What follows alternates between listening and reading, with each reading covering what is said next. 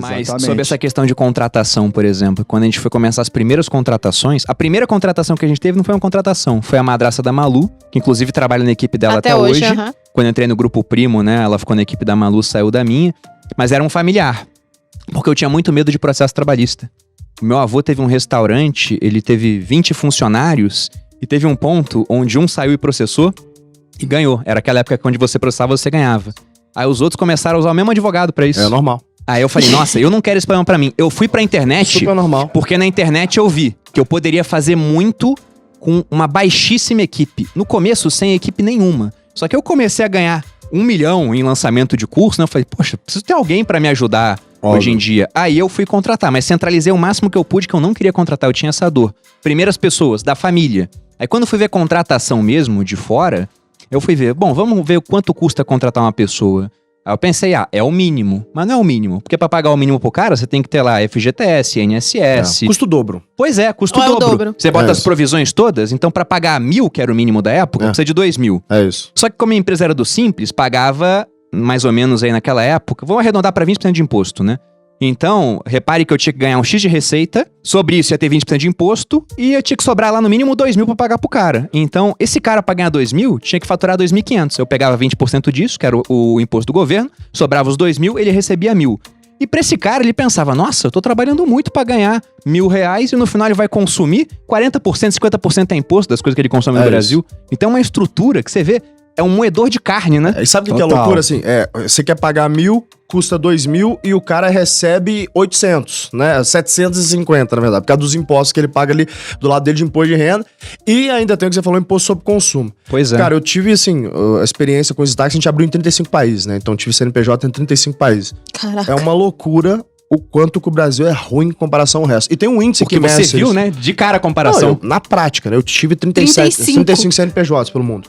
Então, tipo, em 4 continentes diferentes. Então, o que eu vi ali? Cara, a burocracia que a gente tem aqui é incrível o quanto que é moroso o processo de se tocar uma companhia aqui no Brasil, né? Talvez a lei tributária mais complexa que eu já vi na minha... Talvez não, com certeza a mais complexa que eu vi na minha vida. Vibrio, que agora...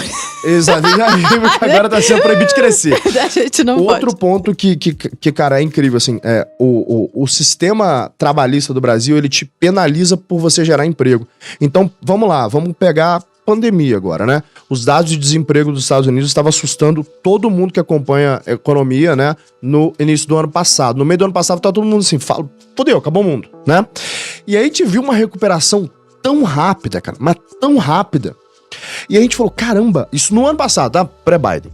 Biden já é outro caso. Tão rápido, mas tão rápido que a gente falou, cara, o que é isso, né? E aí, o que é isso? Os Estados Unidos, não existe direitos trabalhistas como existem no Brasil. Eles têm sim suas regras lá de contratação, mas eles entendem que as pessoas são indivíduos têm suas individualidades, são entidades separadas e que eles podem, em livre comum acordo, chegar a um consenso. Então, eu te contrato aqui, semana que vem, se eu te demito, você tá demitido e você que se vire, né? E eu combino com você que eu vou te pagar e tá tudo certo. O contrato feito entre as partes, enquanto é bom pra ambas, né? Enquanto é bom pra ambas. deixa de ser bom pra E aí o que acontece é o seguinte, existe uma variação... Facilidade pra contratação. Exato, existe uma variação nesses períodos muito grande, porque é muito fácil demitir, como é muito fácil contratar. Só que o que acontece, né? Quando a gente pega o dado de desemprego no Brasil e compara, que é cheio dos direitos trabalhistas, e compara com os Estados Unidos, no Brasil hoje tá muito pior. E por que tá muito pior? Proporcionalmente, né? Porque é super complexo de contratar no Brasil. Então o empresário, quando ele vai contratar no Brasil hoje, eu sei porque eu faço isso.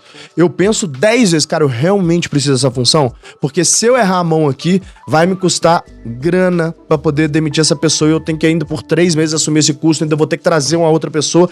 Só do ponto de vista financeiro é esse, tá? Imagina o cara no começo ainda, com o negócio dele pequenininho pra fazer isso. Você simplesmente morre. Eu ia falar isso agora. Assim, uma das grandes lições que eu aprendi na minha vida sobre contratação de pessoas que eu queria dar pra vocês aqui, esse é um insight que realmente mudou a minha vida. Eu acho que pode mudar o de vocês. Quero fazer uma conta matemática sobre hiring, sobre contratação aqui, tá? Então vamos lá. Eu preciso, para contratar alguém bom, eu chamo de AAA, né? Aquelas pessoas muito boas, eu preciso de mais ou menos 3 meses do momento que eu penso naquela vaga até o momento que eu contrato essa pessoa, assim. E, cara, eu tenho experiência de ter contratado literalmente milhares de pessoas e eu vivi. É isso mesmo. É mais ou menos 3 meses entre o momento que eu penso a vaga até conseguir essa pessoa. O período de adaptação dessa pessoa é de 2 a 3 meses. Inclusive tá na lei, no brasileiro, em 3 meses ele tem Tipo assim, você pode até demitir essa pessoa de forma menos morosa pra companhia, né? É um período de adaptação normal no trabalho. Ou seja, foi-se aí 50% do ano. 6 meses. Se em 3 meses você decide que aquela pessoa decide que a companhia não é um lugar onde ela quer estar, você reabre esse processo e aí a gente vai pra 9 meses. E aí eu consegui que a pessoa entrasse na minha companhia em 9 meses. Eu preciso de mais 3 meses de adaptação, acabou o ano. Então se você tá começando sua companhia, Marcão, você precisa de um CTO, um chefe de tecnologia, porque você teve uma ideia revolucionária aí que envolve tecnologia. E você pegou um funding, que é o que geralmente o empreendedor pega, né? Investimento, para 18 meses, né? Que é o que a gente recomenda. Pega investimento pelo menos para 18 meses, que demora 6 meses para conseguir uma próxima rodada. Então, no 12º você abre uma próxima rodada. Se você perdeu o seu CTO ali, no meio do ano, sua empresa quebrou. Você não tem tempo suficiente para construir um MVP, validá-lo e mostrar atração para o seu próximo investidor para colocar a próxima rodada de funding. Isso para empresa tradicional é a mesma coisa. Então, seu contrato ali, cara, eu tenho uma empresa ali, média, Marcão, 150 pessoas, estamos crescendo, e eu tenho uma nova business unit, que é uma nova unidade de negócio, que eu preciso desse gestor, desse head aqui pra essa nova unidade de negócio. Eu investi, cara, 20 milhões ali naquela unidade pra validar se esse negócio vai de fato performar. Contratei aquele cara me custou 250 pau ali por ano, provisionei esse negócio, perdi o cara no meio do ano. Acabou, aquele ano eu já não vou mais conseguir performar naquela unidade de negócio. E esse é o grande desafio das empresas, né? Achar as pessoas certas, reter, desenvolver elas e deixar a balança justa, né? E é por isso que entrevistar, Marcão, é um negócio que deveria ser tarefa dos donos e heads da companhia. A gente tem uma regra aqui no Grupo Primo. Bruno, então para de fazer entrevista. A gente tem uma regra. Toda pessoa que for entrar, ela tem que ser entrevistada por um dos sócios mais relevantes do negócio. Eu falei isso com o Thiago quando a gente se encontrou. Eu falei, cara, essa é uma regra que eu sempre usei nos meus negócios. Tipo, o dono da vaga é a pessoa para quem aquela pessoa vai trabalhar. Então, eu sou extremamente contra o RH ser quem contrata. Não é. O RH, na verdade, ele faz manutenção de cultura. E ele te ajuda na parte operacional. Agora, quem tem que contratar e buscar essas pessoas são os donos da vaga. E se for cargo estratégico, de diretoria, alta gerência, dependendo do tamanho da companhia, é o CEO que entrevista. Eu entrevisto todos os diretores que entram nas fazer entrevista é uma das principais atividades que o dono da empresa tem que conduzir e é justamente o que eles não fazem na prática. Exato. Né? Terceiriza ou pro RH ou pra, enfim, fazem nas coxas. Isso é tipo terceirizar a escolha de namorada. Né? É uma loucura mesmo. Eu tenho uma regra, assim, que eu uso para a maioria das posições, que é entrevistar, no mínimo, 9 pessoas para aquela vaga, né? Jesus 9 amado. pessoas? Eu acabei pessoas. de abrir uma empresa nova chamada Casa Nova, né? E aí eu tô entrevistando e contratando pessoas, É porque eu falei que é uma empresa mesmo. Vai ter 5 pessoas trabalhando lá na casa. Tudo tem um negócio pra ser feito, Casa mas eu é isso mesmo. não pretendo entrevistar 9 pessoas, não. O que dá pra fazer pra ajudar, Malu, se você tem um RH, o RH pode entregar 3 a 5 finalistas pra você. Isso já. Ele não contrata, mas ele facilita o processo eu já seletivo. tô fazendo isso. Ou usar uma consultoria de recrutamento e seleção, porque às vezes a empresa tem 5, 10, 15 pessoas, não justifica ter um RH ainda, né? Uhum. Então você usa uma consultoria de recrutamento e seleção. Eu tenho algo que eu posso te ensinar aqui, que eu aprendi, passando um período lá dentro do Google do Facebook. Quando a gente foi aprender como é que eram, tipo, os processos de gestão desse povo. O que eles fazem, tá? O que a Google faz, que eu acho legal? Ela não existe, por exemplo, curso superior, né? Pra você trabalhar lá. Mas é óbvio que a prova da Google é muito mais difícil que um SAT. Que é o que você faz para poder fazer um MBA nos Estados Unidos, né? Então, o que é a prova, de fato, né? Eles testam a sua plasticidade intelectual, então a sua capacidade de aprendizagem, que para mim é o principal recurso de qualquer pessoa no mundo, né? Por quê? Porque a gente vive um tempo de mudanças exponenciais. Por consequência, quem ganha o jogo não é quem tem mais dinheiro, quem tem mais tradição, quem ganha o jogo é quem se adapta mais rápido. Total. E a adaptabilidade é sobre capacidade de aprendizagem, né? Então, eles testam isso te dando, por exemplo, sei lá, vamos dizer que você vai trabalhar na área operacional, te dão um case do Google mesmo, de alguma nova business unit, eventualmente, alguma expansão que o Google vai fazer para alguma cultura, para algum outro país. E eles falam assim, ó, como que você faria esse negócio aqui com base nesse case? Então, te deu as informações, aprenda algo e me mostra sua capacidade de execução, que é outra... Quer saber se consegue resolver aquele problema. Eu quero saber se você consegue aprender rápido, quero saber se você consegue transformar esse aprendizado em ação. Né? Porque não adianta planejar. Tem muita gente inteligente que é bom de planejamento, mas fazer o trem funcionar é outra parada, né? É uma habilidade completamente diferente. Então eles testam isso. Como que você faria? Quero aqui, cara, passo a passo, o que você usaria de recurso, em quais dias, em qual volume, como que você faria esse negócio funcionar. Então eu tô dando uma prova técnica para poder ver se você, de fato, Marcão, tem capacidade de aprender e executar aquilo que precisa pra função. O teu hard skill tá testado nesse momento. Eu tô nem aí se você estudou em Harvard ou se você estudou na PUC, whatever. Você se mostrou bom pra poder fazer aquilo ali. E por que é legal você colocar essas provas antes de você entrevistar essas pessoas? Porque 80% das pessoas, em média, não respondem. Sabe por quê? Porque é preguiçoso mesmo. O cara nem faz. Nem faz. Acaba sendo um filtro já, né? Porque é foda, brother. É mó complexo fazer aquele trem. Você tem que pensar, né? Imagina, você vai, opa, tem um problema aqui, como que eu faço E pra sabe qual é o resolver? negócio? É que assim, não é deixa eu me candidatar a uma vaga e se o pessoal olhar meu currículo, eles me chamam pro processo. Não. Antes de se candidatar à vaga, faça essa prova aqui. Se você fizer a prova, automaticamente você tá se candidatando. Aí o cara fala, deixa essa porra pra lá. Pior que quando eu fui Que fazer loucura, a seleção gente, muito bom. do pessoal pra trabalhar comigo no suporte do Viver de Renda, eu falei, bom, como é que eu faço a seleção? Foi E eu boa fiquei essa. muito impressionado quando eu li o livro do Jeff Bezos, né? A Loja de Tudo. Sim. E eu vi que ele fazia redações, assim, falava o pessoal escrever redações, não era apresentação de slides nas Sim. reuniões dos executivos. Eu falei, pô, vou pedir uma redação. Na verdade, eu pedi uma redação respondendo 2 perguntas. A primeira era uma pergunta técnica e a outra era uma apresentação do candidato. E eu não botei limite pra pessoa escrever. Só falou, me dá uma redação. Me dá uma redação. E algumas pessoas enviaram... Primeiro que o número de pessoas que falou vou participar e a que participou foi muito menor, né? Porque tinha que sempre. escrever. E o segundo ponto foi que, como eu não coloquei limite, teve pessoas que fizeram 1 parágrafo e teve pessoas que fizeram 3 páginas. E como eu li todas, naturalmente eu fiquei mais impressionado com um cara que escrevia bem durante 3 páginas, mantendo um raciocínio, uma coesão, uma Sim. coerência, do que com um cara que deu uma resposta às vezes boa, mas muito sucinta. Então aquele cara que botou mais empenho ali acabou ficando melhor na fita pra depois ser contratado. O nome né? disso é você dar uma tarefa, um desafio no processo seletivo, né? Meu vô lá de Doverlândia, nasci em Doverlândia. Conhece Doverlândia, tá? Não. Como assim, brother? Não conheço, eu gosto Que de Angola. ofensa. Conheço que eu conheço a sua história, mas Doverlândia é interior de Goiás. Lá no Goiás a gente fala que é uma currutela, né? Por quê? Aquela cidade que você passa por ela, chega na próxima e pergunta, cadê Olha, Doverlândia? Te na avisam, música. A gente não sabia o que era Currutela. Currutela, Tem o amor. Bar de Currutela de uma Bar de música, né? Currutela, é uma música Lá no sertaneja. Goiás é uma cidade pequenininha, né? Sertanejo deve ser do Goiás também. Bom, e meu avô falava assim pra mim, antes de fechar uma empreitada pro cara capinar, que é a roça, eu gosto de pagar uma diária pra ver ele capinando. Maneiro. Porque eu não sei se ele vai me enrolar. Então, assim, quando você Muito for bom. contratar alguém, obrigatoriamente Bota dê pra uma capinar. atividade. Bota pra capinar. Gostei da lição do Capinar, Marcão. Bota uma Faz sentido. atividade, bota um desafio, né? Bota um entregável pra pessoa, independente da função, se é um designer, desenvolvedor, uma Isso. É, a secretária. minha designer foi assim que eu contratei Muito ela. legal. Que aí você vai ver a pessoa, né? Abre aspas, capinando, fecha aspas e vai, testar, né? vai poder avaliar. E um segundo componente também em relação à contratação é que, assim, um bom marketing vai atrair clientes. E uma Uhum. boa cultura vai atrair talentos. Fato. E cultura é uma coisa que as empresas trabalham mal, né? É verdade. E cultura pra mim nada mais é do que a personalidade da empresa, né? Eu gosto de entender a empresa, a marca como uma pessoa. Essa pessoa tem que ser atraente, tem que ter uma linguagem, tem que ter uma identidade isso. verbal, né? Tem que ter as suas crenças, os seus valores.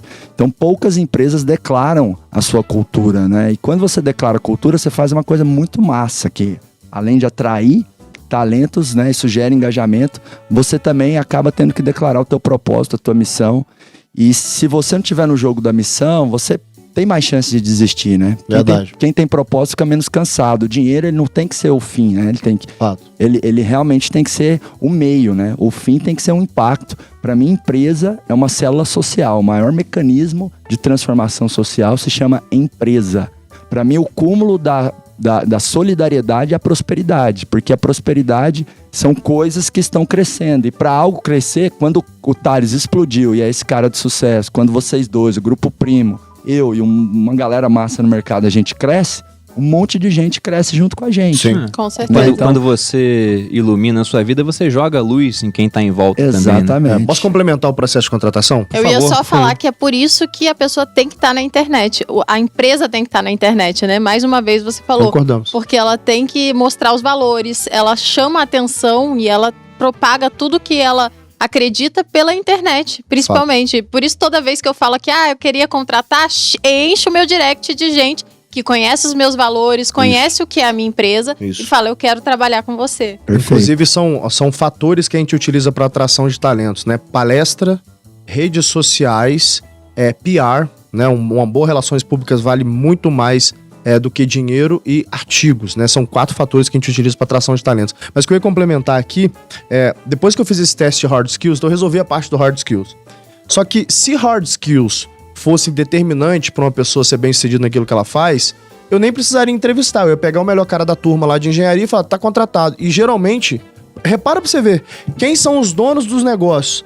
não é a galera da frente, é a galera do fundão, não é verdade? É verdade. E você sabe por quê disso? Se dá melhor com pessoas. Os caras muito inteligentes geralmente trabalham pros Cara, outros que não são tantos, eu né? não sei como eu terminei o colegial e eu não sei como é que eu tirei o diploma Eu na sou o cara faculdade. mais burro da minha sociedade, cara. Eu falo isso, o nego acha que eu tô brincando, não sei o que lá. Você não é modéstia, eu tô falando real mesmo. Meus sócios são muito mais inteligentes do que eu. Meus amigos de colegial e faculdade, eles mandam um direct e falam assim, cara, não é possível que você deu certo na Mas sabia que vida. eu brinco com isso também? Se um investidor tivesse entrado na minha sala do 2º ano do ensino médio, que foi antes de eu entrar no exército, e ele tivesse que escolher uma criança pra apostar, Ele nunca apostaria ele em mim. nunca apostaria em mim também. Porque eu tava numa sala, eu fiz colégio militar do Rio de Janeiro, e lá você tem vagas pra filhos de militares, que foi como eu entrei, e você tem vagas pra concursados, crianças que na 5ª série se matam de estudar pra passar no concurso. E quando eu entrei no colégio militar, os meus pais tinham se separado há pouco tempo, eu vi que tirando 5 ou 10 não mudava nada na minha vida, então comecei a ficar só na média.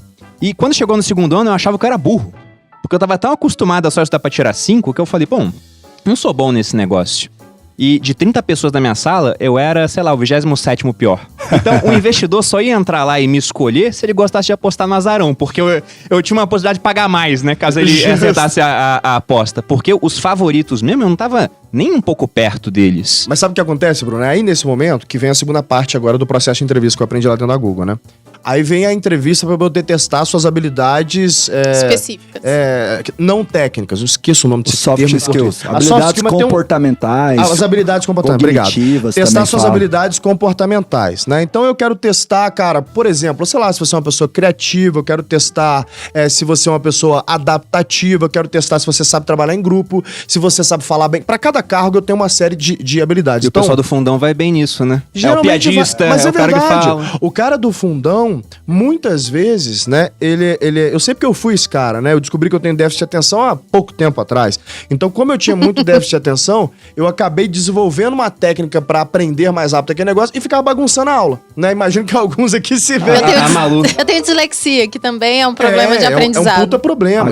A galera do fundão tem QE, né? Que é o coeficiente emocional que eu traduzo pra coeficiente empreendedor, né? Mas é verdade, isso Marcão. isso dá muito mais resultado que o QI, que é o coeficiente de Se inteligência. você sentou na frente, no colégio e se dedicou, você tá ferrado, mano. Se fudeu. Fique com essa mensagem Não, animadora. acha um sócio que estava lá atrás. A louca. Probabilidade não é destino, tá? Exato. O que eu ia falar é que assim, a combinação desses dois fatores é muito importante. Aí no processo de entrevista, como eu já testei a hard skill, eu preciso testar a soft skill. E eu aprendi um negócio com a psiquiatra que trabalhava com a gente no departamento de pessoas lá na EasyTaxi, que ficou pra minha vida também. Ela me falou o seguinte: os seus hobbies falam mais sobre você do que você sabe sobre você mesmo. Por quê? Porque os hobbies são aquelas coisas que eu pago pra fazer. O meu trabalho é as coisas que eu sou pago. Então, muitas vezes eu tenho que fazer o que eu sou pago, que é aquilo que eu sou bom. Agora, quando você paga pra fazer algo, é que você realmente ama aquele negócio. Então, uma das coisas que ela me ensinou, testar numa entrevista, é entender os hobbies da pessoa pra eu entender se de fato ela tem aquele perfil da vaga. E aí, uma coisa que eu aprendi a fazer ao longo desse tempo também é, da mesma forma que eu faço um ICP, né, Ideal Customer Profile, um processo que a gente faz pra descobrir qual que é o consumidor ideal para esse produto que eu tô criando, eu faço um ICP da vaga.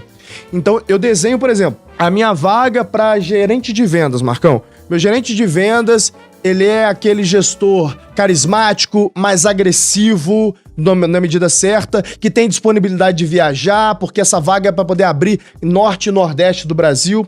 Então, quando eu traço essa vaga aqui... Pode usar uma ferramenta de perfil, né? Um DISC, uma metodologia, Poderia, mas framework. o jeito que eu faço é simples, tá? Eu escrevo ali no bloco de notas mesmo, é isso aí. É porque quando escreve também materializa, né? Você consegue enxergar, assim, Verdade. muito melhor qual é a pessoa Malu que fez você isso tá com a nossa procurando. casa. Ela botou todo o requisito que eu falei, nunca vamos achar. E achamos. E achei. Malu, quando você usa o termo materializa, parece que você tá fazendo publi. Lembre-se, dia 10 abre as inscrições do Materializa. Não sei, dia 10 de junho, não sei quando vai.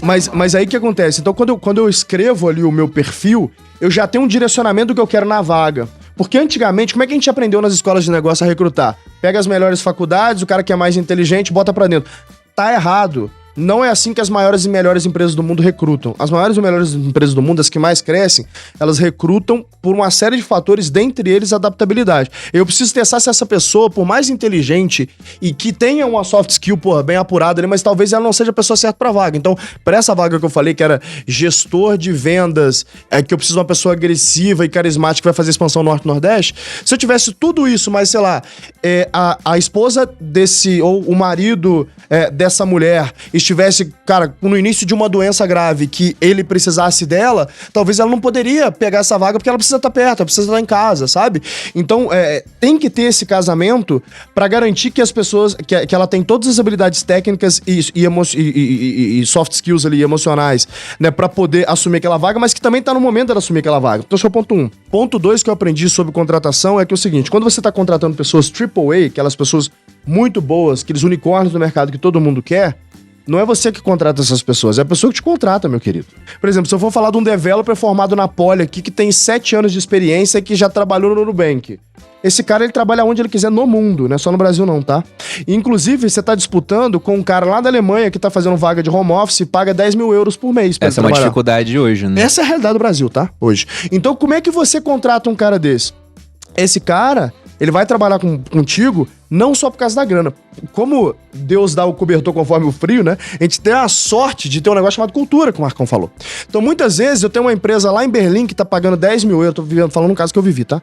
10 mil euros por mês e faz uma proposta pro meu CTO, que vai ganhar 2 vezes mais do que ele ganharia, né? Pra poder trabalhar lá e ficar aqui no Brasil ganhando em euro, trabalhando pros caras. Ele fala assim, não, mas eu prefiro criar um negócio que dá oportunidade de uma mãe solteira reconstruir o futuro da sua vida e dos seus filhos através do nosso negócio aqui da Singu. Né, que dá a oportunidade dela ganhar 3 vezes mais, dá até uma conta no banco, dá até um cartão de crédito. Então, pelo propósito, você segura uma pessoa que ia tomar um salário que ia ganhar o dobro.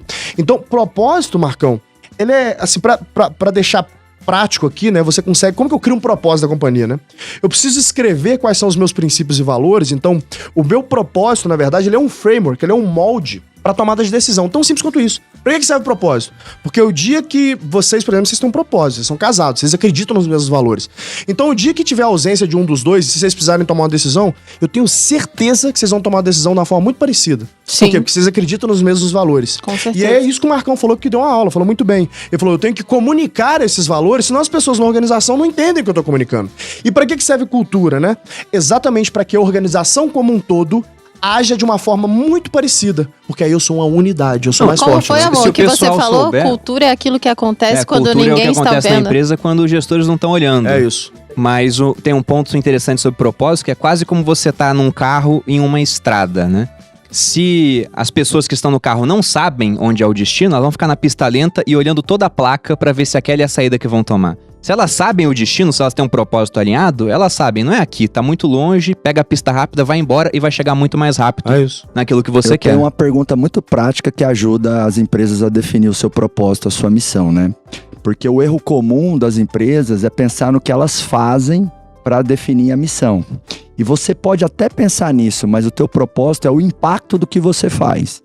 Então a Red Bull vende 5 bilhões de latinha de energético por ano e a missão, o propósito deles não é fazer os Vender melhores... energético. Não é isso, né?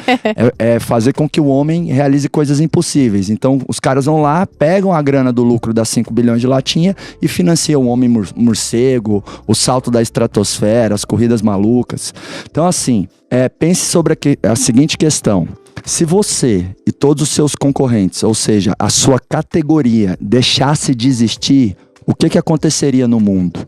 Uma vez eu estava com um aluno que era dono de uma fábrica de postes, na imersão da poste, concreto. E- Negócio chato, né? um negócio total Ninguém fala commodity que tradicional. tesão, fabrico postes. E eu tava falando de cultura, missão, ele falou, Marcão, isso aí não tem sentido pra mim não. Isso aí é puff colorido, meu negócio é pra dar dinheiro, gosto de pôr grana no bolso, entendeu? Eu pago os peão lá, vendo poste pras prefeituras e já era. Eu falei, respeito sua opinião, mas vamos pensar junto comigo aqui, tá?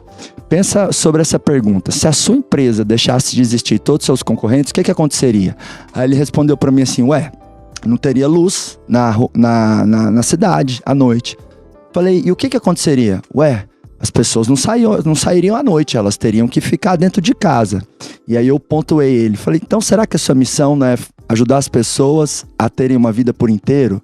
Aí ele arregalou o olho e falou, nossa, Muito bom. nunca pensei Massa. por aí, né? Então assim, não importa se você tem uma farmácia, uma startup e tal, a tua empresa tem uma missão, você tem que sentir isso no coração e declarar isso pro mundo, porque isso vai te ajudar a vender mais, é cool, é sexy, a missão da minha empresa vai te ajudar a atrair talentos e vai Isso. te ajudar a ter energia e disciplina, porque quem tem propósito fica menos cansado.